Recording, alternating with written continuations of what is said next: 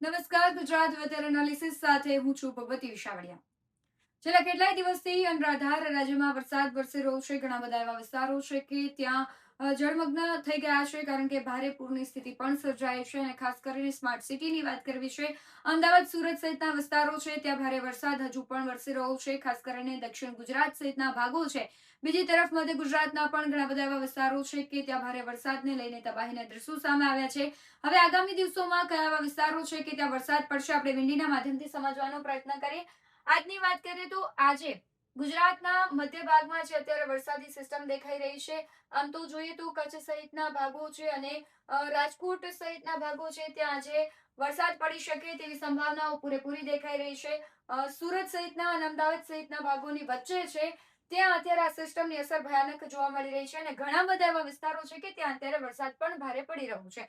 પણ સૌથી વધારે આજે છે રાપર સહિતના વિસ્તારો છે, એટલે કે કચ્છના ભાગોમાં વરસાદની સંભાવનાઓ વર્તાઈ રહી છે. બીજી તરફ આપણે અમદાવાદમાં પણ સાર્વત્રિક વરસાદ પડશે. આ બાજુ સુરતની વાત કરીએ તો સુરત સહિતના ભાગો છે અને ખાસ કરીને દરિયાકાંઠાના ભાગો છે ત્યાં પણ ભારે વરસાદની સંભાવના વ્યક્ત કરવામાં આવી છે. ભરૂચ, વડોદરા, ખંભાત, નડિયાદ, અમદાવાદ, આ બાજુ વિરમગામ અને કચ્છના ભાગોમાં જોઈએ તો સુરેન્દ્રનગર, બોટાદ, ધોલેરામાં પણ વરસાદ પડી શકે છે. આ બાજુ અહીંયા જોઈ શકાય છે કે ભારે વરસાદ પડી શકે છે. સિસ્ટમ અત્યારે ધાંગધ્રા નજીક છે, એક્ટિવ દેખાઈ રહી છે. આ બાજુ કચ્છના ભાગોમાં રાપર સહિત ભરૂચ, ગાંધીધામ, ભુજના ભાગોમાં પણ આજે ભારેથી અતિભારે વરસાદની સંભાવનાઓ છે. પરંતુ ધાંગધ્રા સહિતનો વિસ્તાર છે ત્યાં આજે વરસાદ વરસી શકે છે. આ સિસ્ટમ ધીમે ધીમે આગળ વધી રહી છે અને આગળ વધતી સિસ્ટમ છે સાંજ સુધીમાં વડોદરા સહિતના વિસ્તારોને ઘેરી લેશે અને ત્યાં તેની ભયાનક અસર જોવા મળી શકે છે. આ સિસ્ટમ છે રાજસ્થાનમાં પણ અસર કરવાની છે, કારણ કે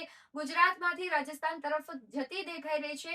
સાંજ સુધીમાં થરાદ સહિતના ભાગો છે ત્યાં ભારે વરસાદ પડશે, કારણ કે એ સિસ્ટમ છે ત્યાં ફંગોળાઈ જશે અને ત્યાં એક્ટિવ થશે. મહેસાણા સહિતના વિસ્તારો છે આ બાજુ કચ્છના રાપરમાં, ભુજમાં, મોરબીમાં, જામનગર સહિતના ભાગો છે ત્યાં મધ્યમ વરસાદની સંભાવનાઓ છે. પરંતુ તેની અસર જો રાજકોટમાં થશે તો રાજકોટમાં પણ સારો એવો વરસાદ પડી શકે છે.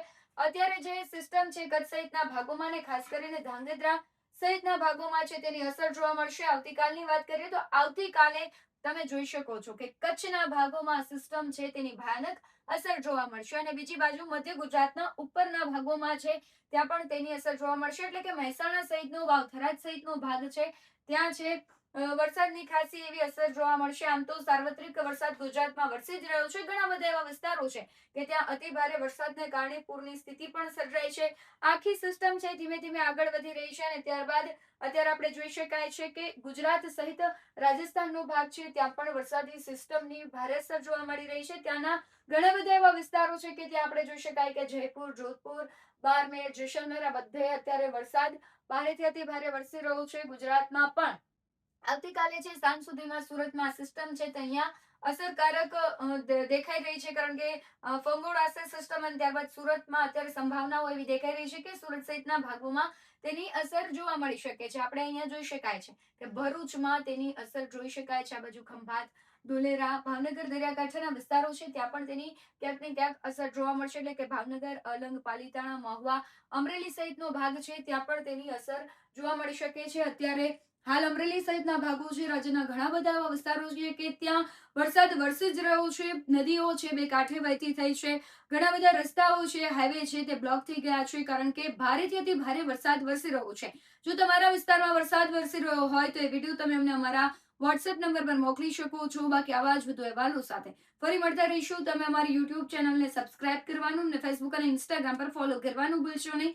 બાકી અવનવી અપડેટ્સ મેળવવા માટે જોતા રહો BS9 ન્યૂઝ. નમસ્કાર.